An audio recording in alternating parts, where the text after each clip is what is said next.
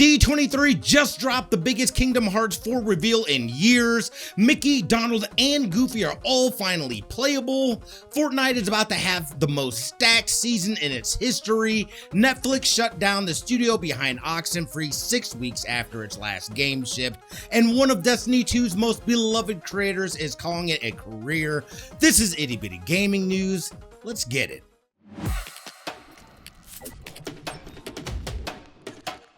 Disney's D23 fan convention this weekend delivered the biggest Kingdom Hearts 4 reveal since the game was first announced, and it is exactly what fans have been asking for years. Square Enix used the deep dive into Kingdom Hearts panel to release an extended 4-minute gameplay trailer.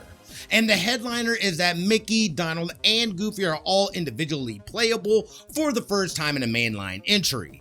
King Mickey gets his own dedicated world, a paper world where he can transform into different sizes, thin like a sheet of paper to slip through cracks, giant size, or a tiny version. He can even become a paper airplane.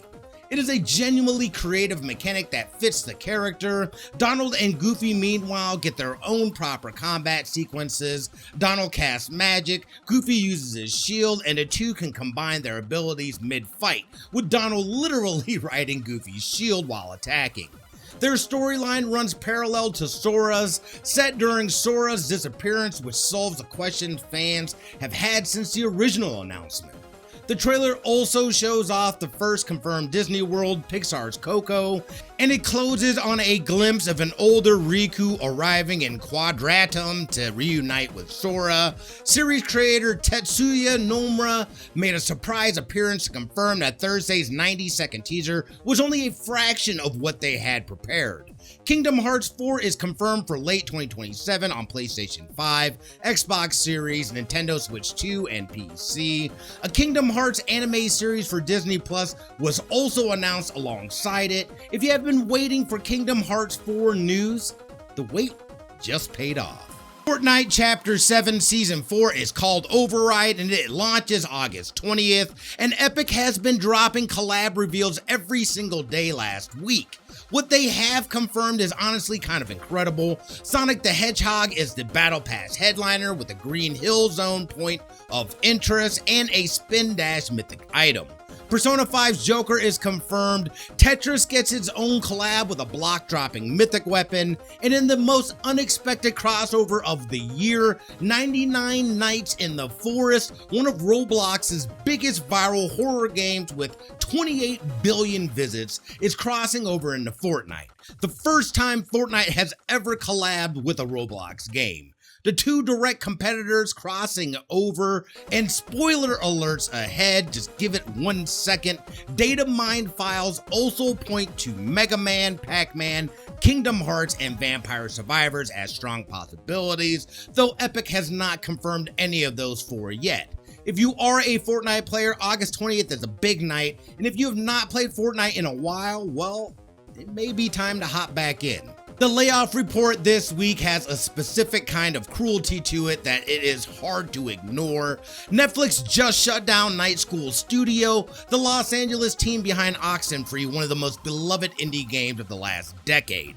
Night School was Netflix's first ever game studio acquisition bought in 2021, with Netflix literally saying they were inspired by their bold mission.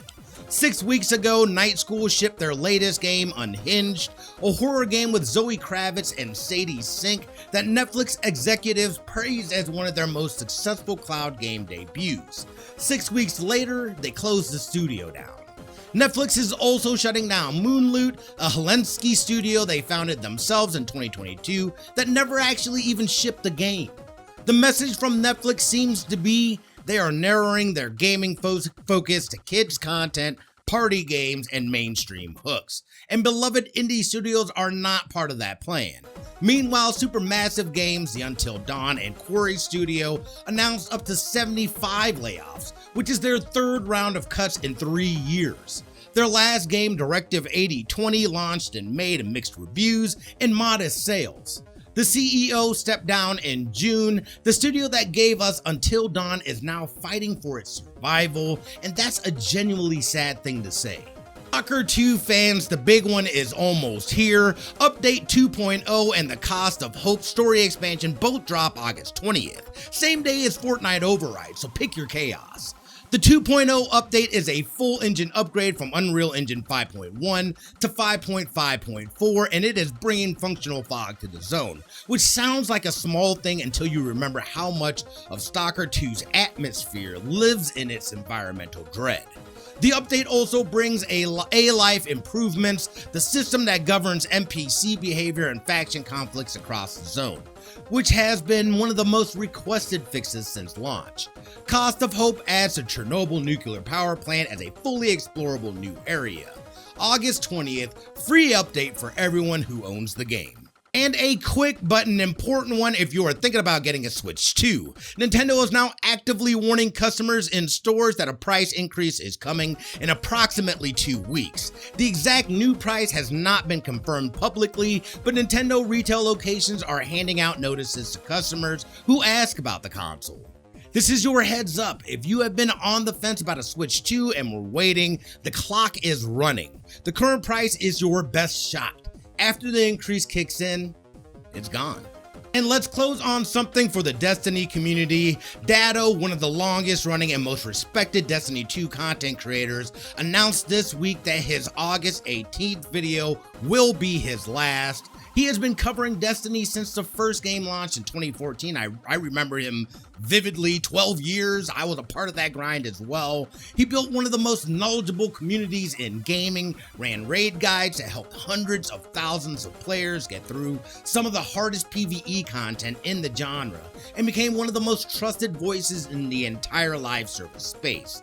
He has not shared detailed reasons, but the Destiny community is saying goodbye to one of its constants. And given that Destiny 2 itself wrapped up its active development era just a few months ago, there is something almost poetic about Datto closing the chapter at the same time. 12 years is a real career. Respect to you, Datto. That is your week in gaming. Kingdom Hearts 4 is finally showing its hand. Fortnite is going all in on gaming history, and the industry keeps taking hits it can't seem to stop. Drop a comment on which story you want the full breakdown on. Like and subscribe so you don't miss next week's episode. I'm Smitty. Take it easy.